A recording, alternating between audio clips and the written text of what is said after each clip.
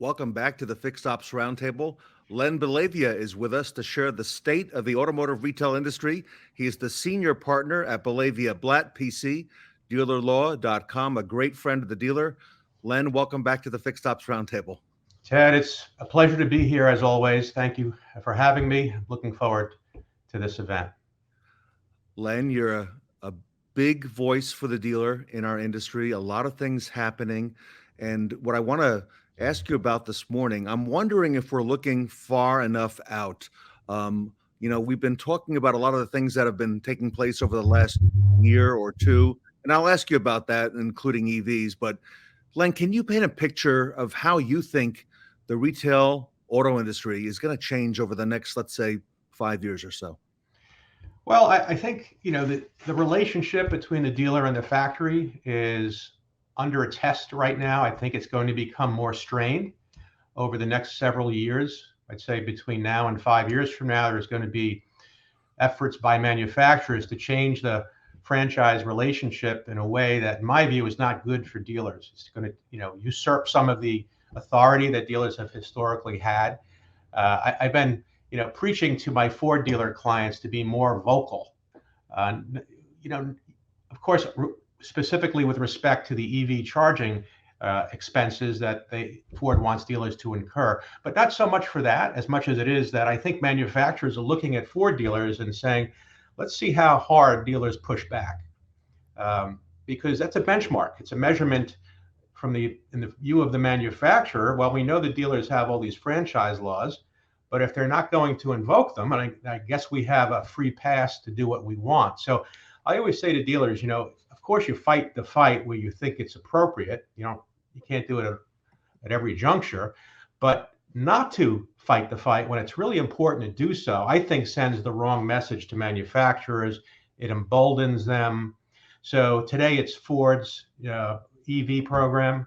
Tomorrow it's going to be direct selling or pricing, or buying cars directly through the manufacturer and then to the dealer, or trade-in value. So to leave all of this unprotested by dealers, I think is very risky. So that's why I predict that over the next 5 years, dealers are going to have a harder time, relying on the manufacturers to do the right thing. Makes a lot of sense. Len, do you think there are things that you feel are not fully understood or are underappreciated by the industry or the dealer community right now in terms of what's happening?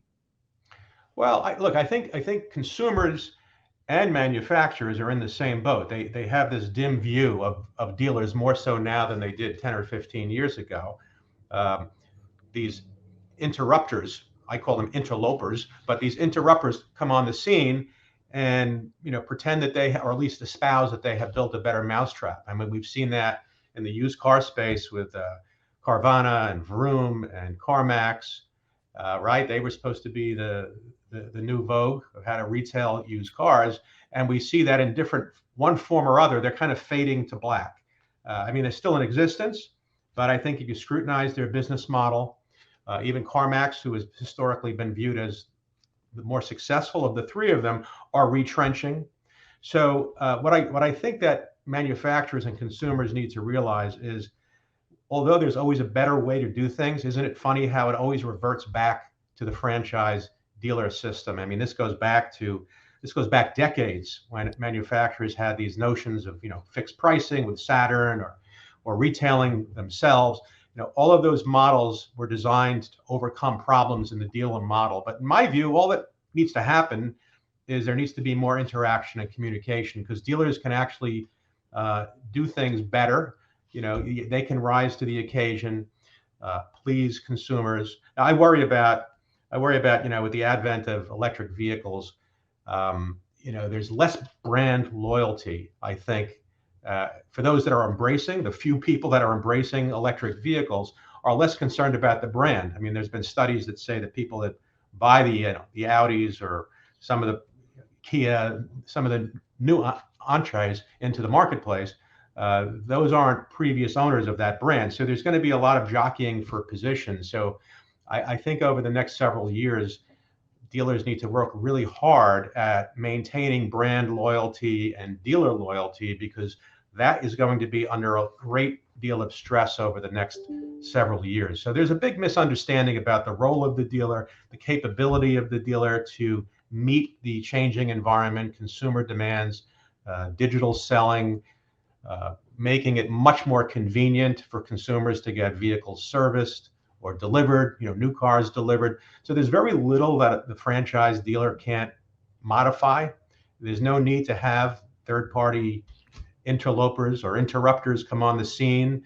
I know I wouldn't want to invest my money in most of these new ideas because I know that once dealers observe it, just like they did with Carvana and Vroom, they created their own model, and I think better to their models of these competitors. And look what's happening to them. So although there may be blips in the ability of dealers to maintain, market share at times or build a better mousetrap, ultimately they do. So my money is on the franchise dealer.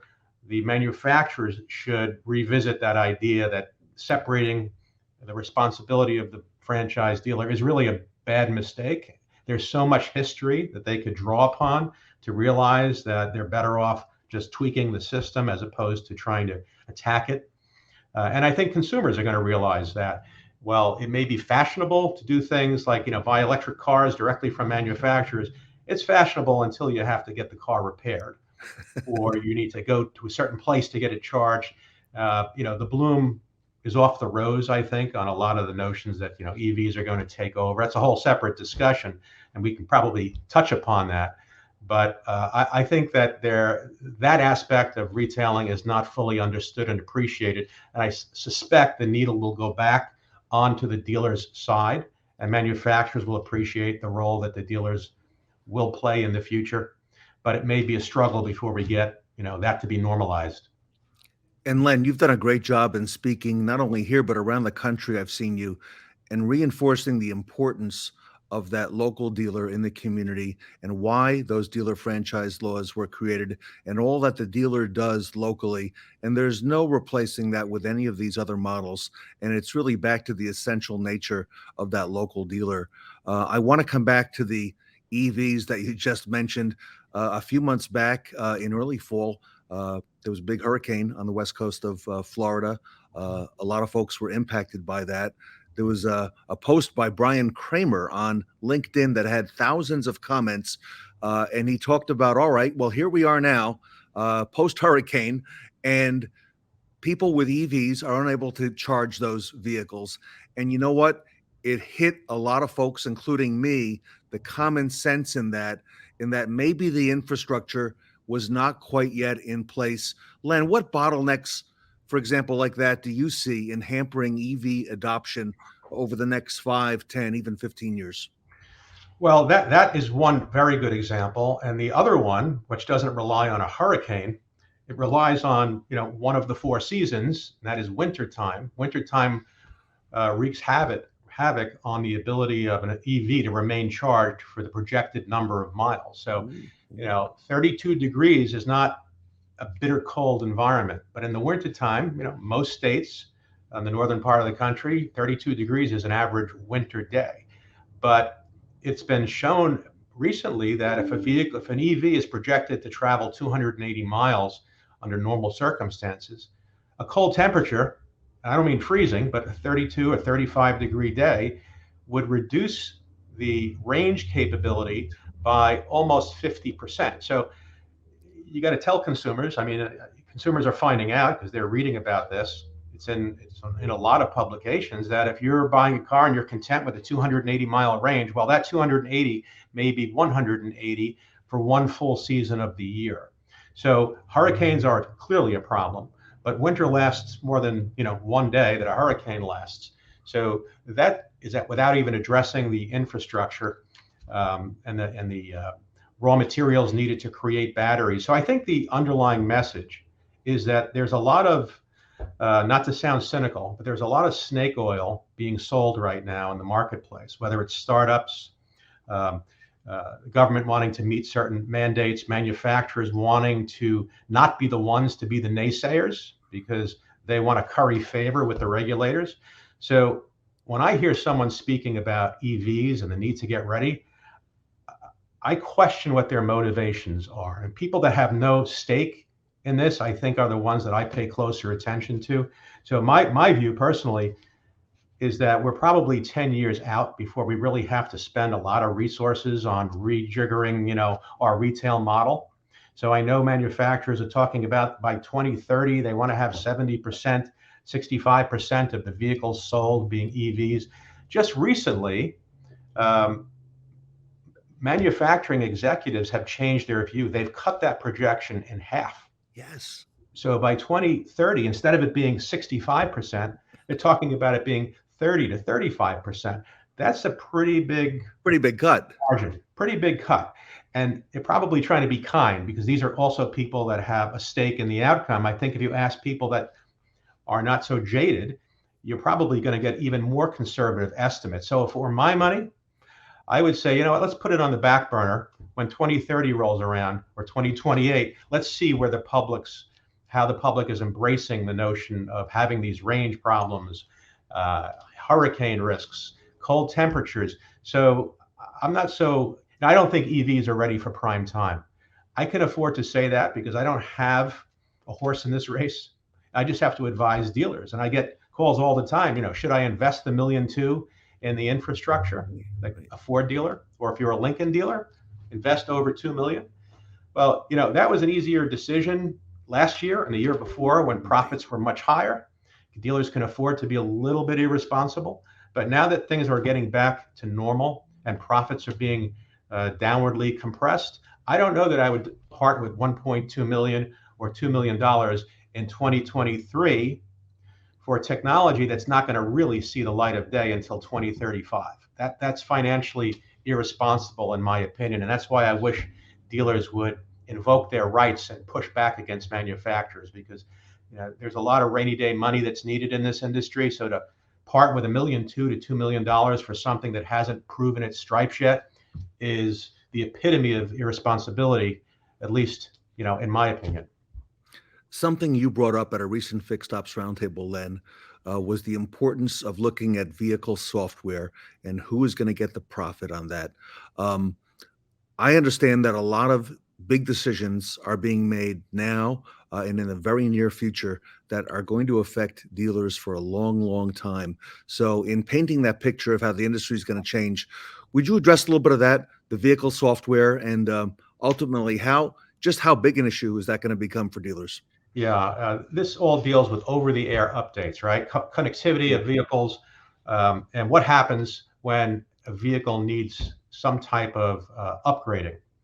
Now, I perceive this as the biggest risk that franchise dealers face. And the reason it's a risk is because it's not easy for dealers to appreciate the significance of what is being taken away from them because it sounds innocuous. It seems reasonable to say, well, if something needs an upgrade, if they're going to change, the icon on the main screen, well, who cares? Let the manufacturer do that.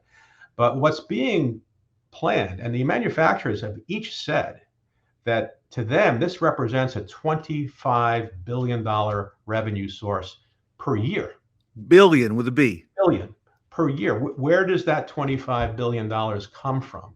It comes out of the hides of the fixed ops departments of franchise dealers.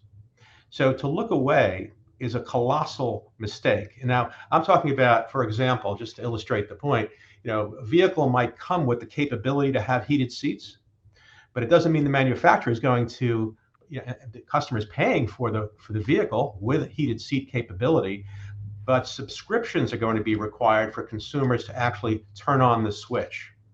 So what does that mean? It means the gross profit margin on that line item on the sticker is not going to be realized by the dealer. It's going to be realized by the manufacturer. And that's just one example. I mean, you got cruise control, you've got anything related to navigation. I mean, we could go down the list and say, these are all the profit items that are going to be taken away from the franchise dealer, and the manufacturer is going to, in effect, be selling the component parts of the car after the dealer delivers a shell of a vehicle. That's a bit of an over-exaggeration, but I think it's important to illustrate that effectively that's what's happening. Dealers are going to be relegated to selling, the shell of a vehicle, and then the consumer is going to decide when they want to activate. So effectively, consumers are being charged twice because the hardware is in the vehicle. Now, we can distinguish between, an over-the-air update that's rather benign and those type of things that go to the functionality and the safety of the vehicle that should only be performed by a franchise dealer. And a good example of that is, Tesla recently, when I say recently, within the last year or so, performed a brake upgrade to enhance the braking capability. They took 20 feet or so off the stopping distance. Now, what if and that was done at 3 o'clock in the morning. What if someone had to go to the hospital or deliver a baby, get their wife to the hospital at 3 o'clock in the morning while that over-the-air update grade is being performed? No one's talking about that, but that's something that should be only done at the dealership.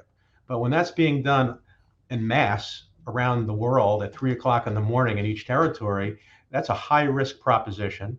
It doesn't have, no one's reviewing the satisfactory performance of it. So that's I think a good illustration of why some things should be left to be performed at the dealer, but right now is being threatened. So dealers need to do what West Virginia did and New Jersey is doing at the current time, and that is sit down with their legislators and explain how risky this is and unsafe for consumers, how bad it is for dealers.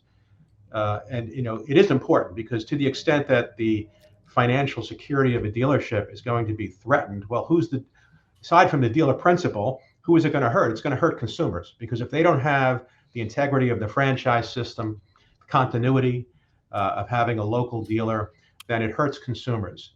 So these are all, in West Virginia actually, was the first to legislate this. So every state needs to propose statutory protections that says that over-the-air updates that affect the functionality of the vehicle should be performed by the dealer. The dealer should be paid fair and reasonable retail compensation for performing those updates. Otherwise, dealers are going to be relegated to selling cars at reduced margins, and most of the fixed ops revenue is going to be redirected to the manufacturer. So that's the real threat here, not electric vehicles. We can put that whole discussion, in my opinion, 10 or 15 years down the road.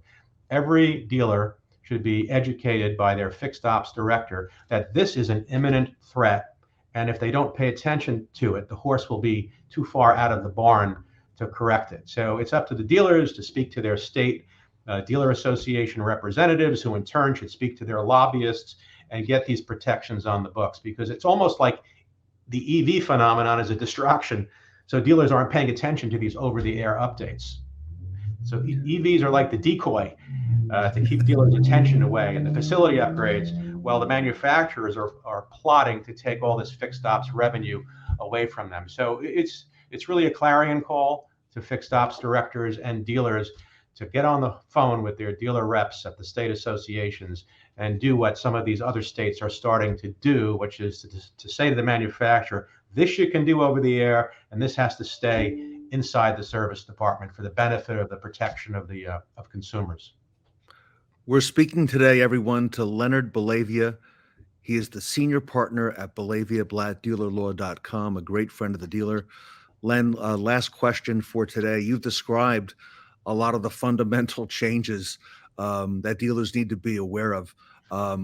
That business model is at stake, and to be successful over the next 5 to 10 years, any other advice that you want to share with our audience today?